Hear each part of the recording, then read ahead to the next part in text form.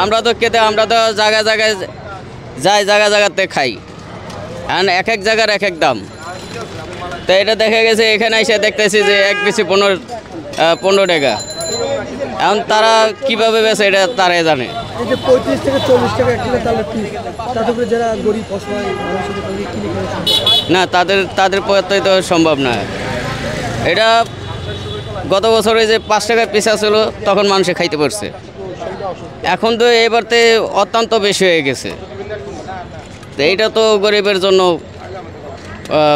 গরিবে কিনা খাওয়া সম্ভব না। কত টাকার ভিতরে আমরা কইছি ভাই আমি বেশ বলি ফসলটা বেশি খারাপ দিন এখন বাজার হারে যে দাম বিক্রি করে, কেউ পারে না জোড়ায় খাইতে।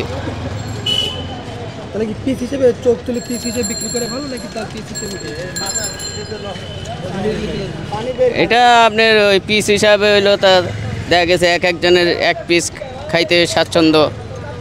তাহলে তারা এক পিস করে যখন বেচে তখন একজনের এক পিস নিয়ে খাইতেই সক্ষম। আপনি খাইছেন কিনা? আমি এখনো খাই নাই, তবে খাওয়ার জন্য আসছি। দাম শুনলেন, দেখলাম দাম শুনে এখন কি মনে হচ্ছে যে খাবেন? দাম শুনে তো মনে হচ্ছে যে দাম একটু বেশি, অন্য বছরের তুলনায় এবার একটু বেশি।